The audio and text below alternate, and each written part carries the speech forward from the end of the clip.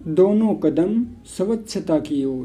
प्रिय देशवासियों, सरकार साफ सफाई के लिए, स्वच्छ भारत के लिए एक कदम स्वच्छता की ओर बढ़ा रही है, लेकिन बढ़ती विपरीत परिस्थितियों को देखते हुए सबको एक कदम नहीं, दोनों कदम स्वच्छता की ओर बढ़ाने की आवश्यकता है।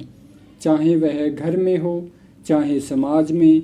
जहाँ पर साफ सफाई रहती है वहाँ मन भी साफ सुथरा निर्मल रहता है, और जहाँ पर कूड़ा कचरा रहता है वहाँ पर मन भी कूड़े कचरे से भरा रहता है। इसलिए आपको सोच लेना है कि कौन सा रास्ता उचित है।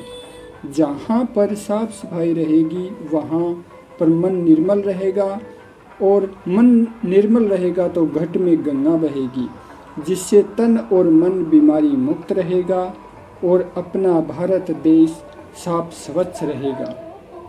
दोनों कदम स्वच्छता की ओर। यह कार्य केवल एक व्यक्ति समुदाय का नहीं बल्कि वैश्विक स्तर का काम है, जिसके लिए मैं और तुम नहीं बल्कि हम सब मिलकर करेंगे, तब निश्चित ही भारत को स्वच्छ बना पाएंगे। जिस प्रकार कहा भी गया है कि एकता में बल होता है, एकता में बल बड़ी समस्या का हल। एकता में बहुत बड़ा बल होता है। जिस प्रकार झाड़ू इकट्ठी रहती है, बंधी रहती है, तो वह सारा कचरा बाहर कर देती है, लेकिन जब वह खुद बिखर जाती है तो वह खुद कचरा बन जाती है। इसी प्रकार इंसान संगठन बनाकर कोई कार्य करता है तो बहुत बड़ी समस्या का हल हो जाता है।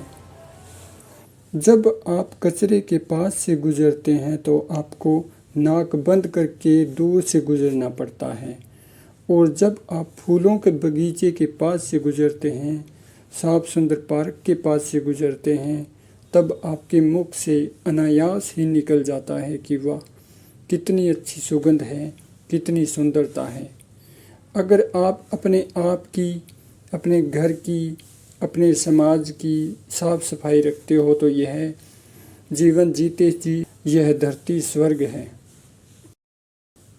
अगर साफ सफाई से नहीं रहते तो यह जिंदगी इस संसार में जीते जी नरक बन जाती है।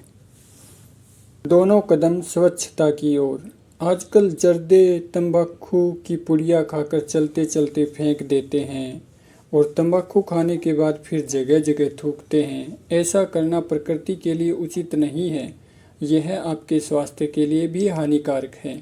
इसलिए तंबाकू, जर्दे की पुड़िया कचरा पात्र में डालें। सोचें और विचार करें कि आपकी जिम्मेदारी आपके सिवाय कौन ले सकता है। अपने आप की जिम्मेदारी लें कि मैं जहाँ भी रहूँ, जहाँ भी जाऊँ, जो भी करूँ, मेरी वजह से इस धरती पर कूड़ा कचरा ना फैले। जहाँ भी आप बस में यात्रा कर रहे हों, ट्रेन में यात्रा कर रहे हों, ट्रेन में और बस में सामान्य सी बात है कि फेरी वाले आते रहते हैं। उनसे आप प्लास्टिक के बैग, पानी की बोतल, प्लास्टिक के कप खरीदते हैं, वह कभी भी बाहर ना फेंकें। और जब ट्रेन रेलवे स्टेशन पर रुकती है तब कूड़ा कचरा पात्र में डालें, ताकि वह रिसाइकल किया जा सके। साफ स्वच्छ हो देश हमारा। अगर कोई कूड़े कचरे को गलत जगह फेंक रहा है, जिसको भी ऐसे करते हुए देखूं, उसको उचित रास्ता बताऊं। ऐसा नियम सबको अपना लेने से हर घर में, हर समाज में, हर मोहल्ले में साफ सफाई रहनी शुरू हो।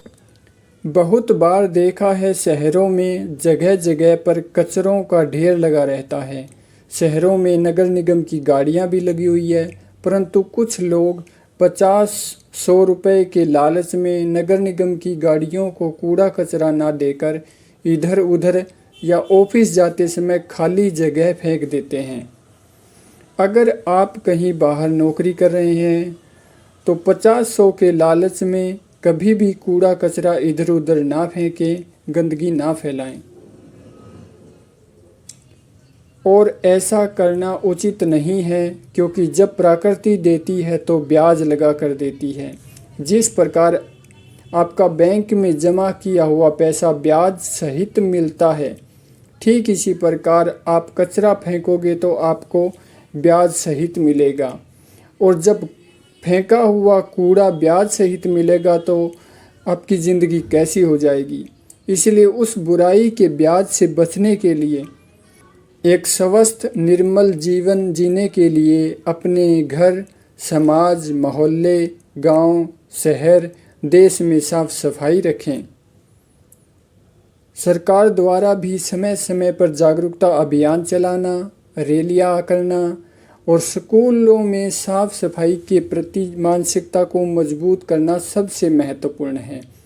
आओ प्रिय देशवासियों, हम सब मिलकर अपने देश को साफ, स्वच्छ और सुंदर बनाएं। अपने देश में हरी भरी हरियाली लाएं, पेड़ लगाएं। स्वर्ग और कहीं नहीं, इस धरती पर ही है। जैसा हम रखेंगे वैसा ही होता जाएगा। अपनी धरती माँ को दुल्हन की तरह सजा दें, स्वयं सजें और वसुंधरा संवार दें। इसलिए मौका अपने हाथ से ना जाने दें।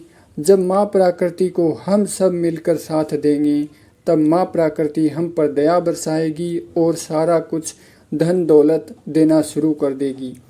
हम इस संसार में हम जो भी पाते हैं वह सब कुछ प्रकृति का है। प्रकृति से ही लेते हैं और प्रकृति को ही देकर चले जाते हैं। माँ प्रकृति के पुत्रों पर, जीवों पर हम दया करेंगे, तब माँ प्रकृति हमारे प्रेम को जानकर हमें बहुत कुछ देना शुरू कर देगी। उसका आशीर्वाद ही काफ़ी है।